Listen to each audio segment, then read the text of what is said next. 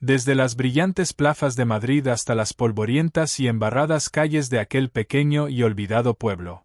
Leonardo Vargas había creado esta división con sus propias manos, la había construido él mismo, había jurado que nunca más cruzaría este umbral, ni de pensamiento. Había dejado atrás los amargos recuerdos de su juventud, el olor asfixiante y sombrío de la pobreza y la desesperación en esas tierras. Cada mancha de barro, cada prenda rasgada, le susurraba la vergüenza del pasado, las dificultades que había soportado y su impotencia en aquel entonces. Se negaba a mirar hacia atrás, pues esos paisajes eran solo pesadillas para él. Hasta que la devastadora y conmovedora noticia, a pesar de toda su magnificencia y fortuna, alcanzó su frío corazón de acero, forjado y endurecido, con las emociones reprimidas durante años, de forma repentina, como una onda de choque. Esta noticia, en el momento más lujoso de su vida, había demolido todos sus mecanismos de defensa. Años después, en la cima de su inestimable fortuna y su poder ilimitado, se vio obligado a regresar al lugar que más odiaba y maldecía, El Dorado, cuyo nombre incluso evitaba mencionar o pensar.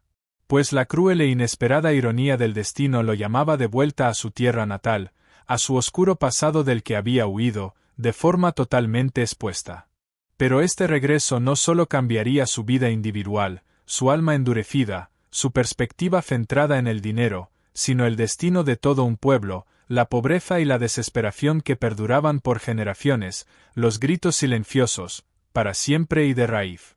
Entonces, ¿cómo comenzó esta transformación imposible, que parecía un milagro divino?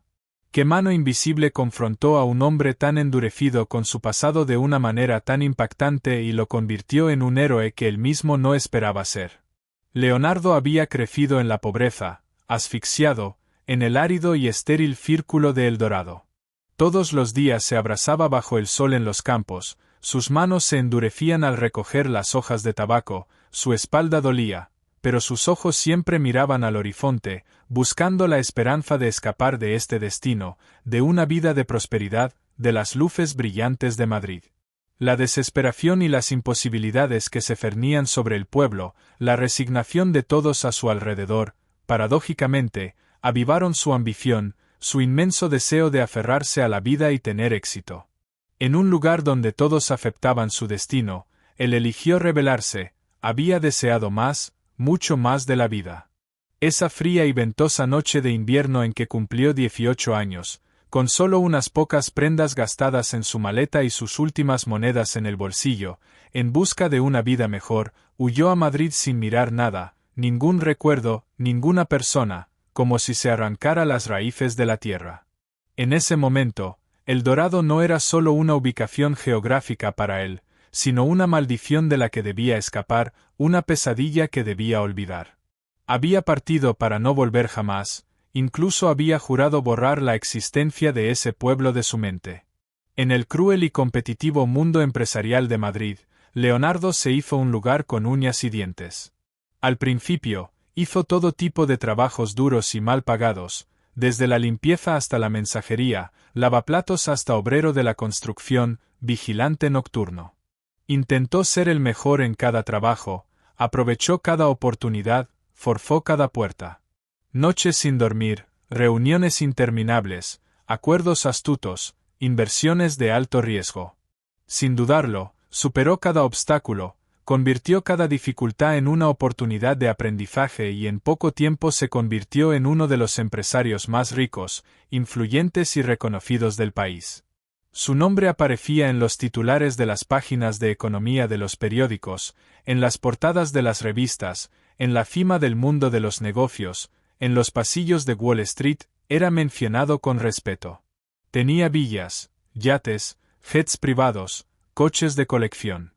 Había empujado El Dorado y su pobre y doloroso pasado a los rincones más profundos y oscuros de su mente, borrando por completo su existencia. Para él, ese pueblo era solo un recuerdo amargo, una pesadilla a la que nunca regresaría ni siquiera mencionaría.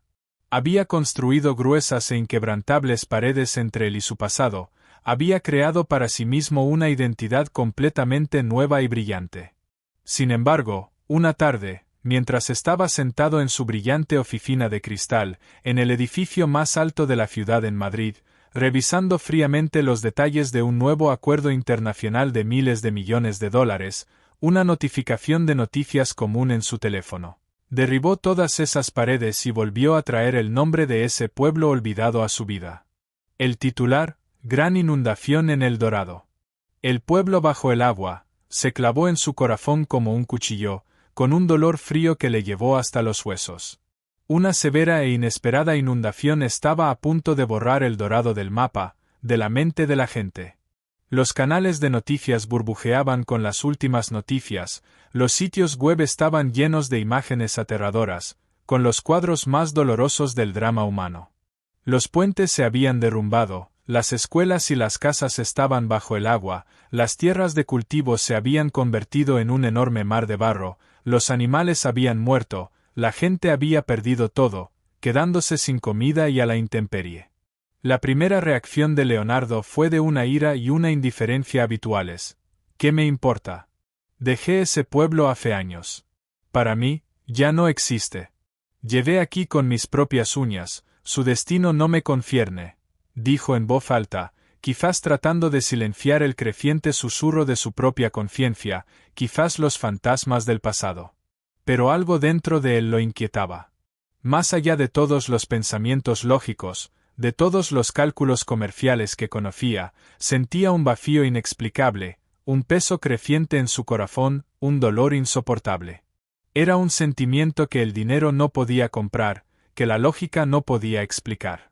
Las imágenes que vio sacaron a la superficie recuerdos que había mantenido reprimidos en las profundidades de su subconsciente, encadenados con oxidadas cadenas, fluyendo hacia su mente, hacia su ser, como una riada, la cara cálida y sonriente de su madre y el olor a pan recién horneado que envolvía todo el pueblo. Las horas alegres y libres jugando en la orilla del río con sus amigos de la infancia, Miguel y Elena, pescando, las rebanadas de pan fresco y aromático que le ofrecía su anciana vecina Sofía con sus manos cálidas y su corazón tierno, y sus consejos amables y bien intencionados, el sonido melancólico pero reconfortante, que brindaba paz, de las campanas de la pequeña y ruinosa iglesia del pueblo.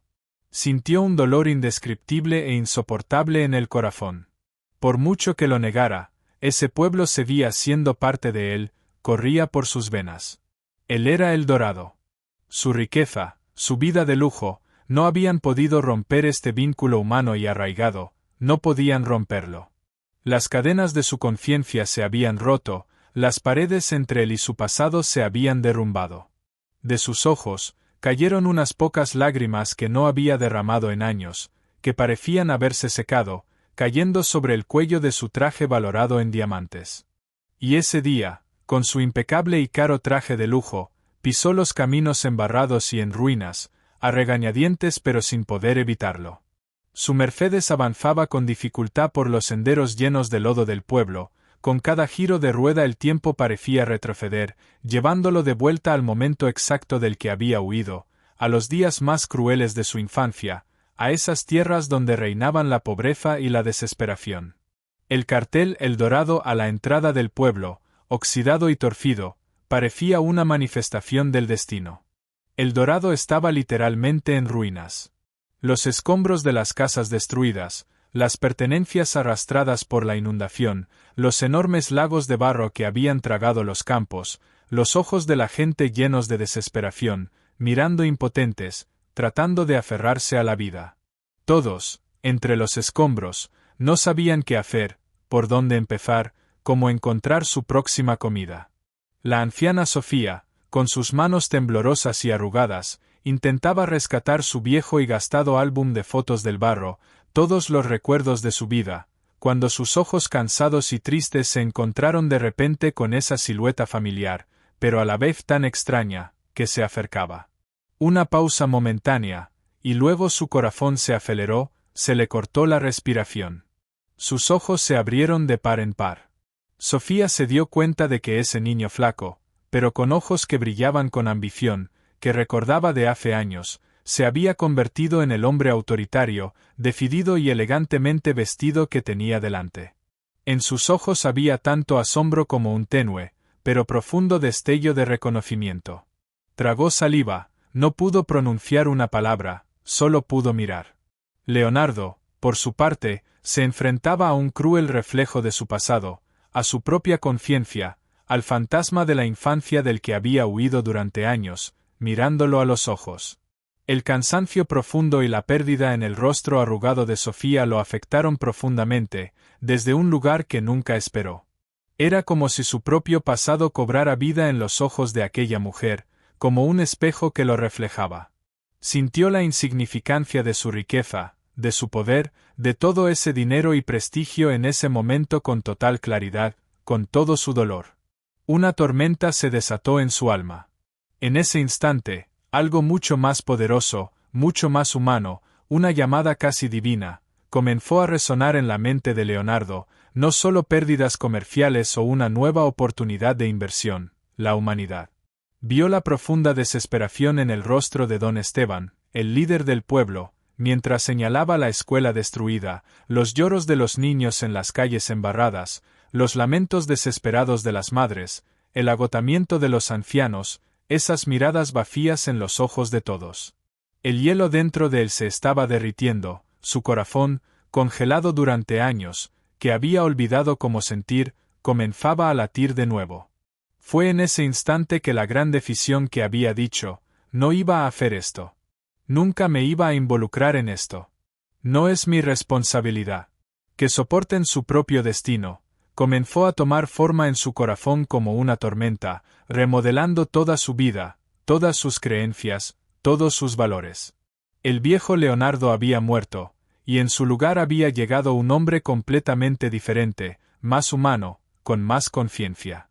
Leonardo, sin pedir permiso a nadie, sin preocuparse por la multitud asombrada a su alrededor, como en trance, se dirigió rápidamente hacia don Esteban.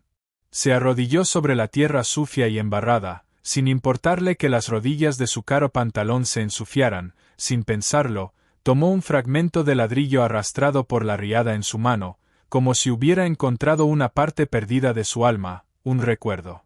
Sus ojos se llenaron de lágrimas, y con voz temblorosa pero con una inquebrantable y autoritaria determinación, habló. Don Esteban, dijo, su voz llena de tristeza y una inquebrantable determinación, vamos a reconstruir este pueblo. Pondremos cada ladrillo de nuevo, repararemos cada techo. Lo devolveremos a su antiguo esplendor, será mejor que antes. Nadie pasará hambre, nadie se quedará sin hogar. Los aldeanos los miraron asombrados, sin poder creerlo. Era un sueño para ellos, una leyenda, un milagro. Y esta vez, añadió Leonardo, poniéndose de pie, su voz ahora más fuerte, resonando en un tono esperanzador y autoritario, no dejaremos a nadie atrás. Será incluso mejor que mi lujosa casa en Madrid, construiremos un lugar más habitable, más justo. Esta es mi deuda con ustedes, mi deuda con mi pasado. Estas palabras no eran solo la promesa de riqueza de un empresario, sino la confesión sincera de un hombre que abrazaba su pasado, cuyo corazón había vuelto a latir, que redescubría la humanidad, que había jurado saldar su deuda, que había escuchado la voz de su conciencia. Y esta confesión cambiaría El Dorado no solo materialmente, sino también espiritualmente, sociológicamente, para siempre.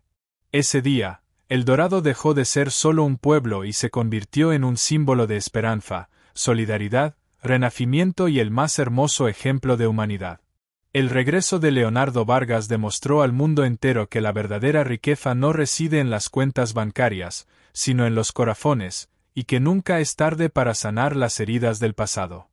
La decisión de un millonario, escuchando la voz de su corazón, tomada no solo con dinero sino con conciencia, iluminó miles de vidas para siempre y se convirtió en un ejemplo para todo el país.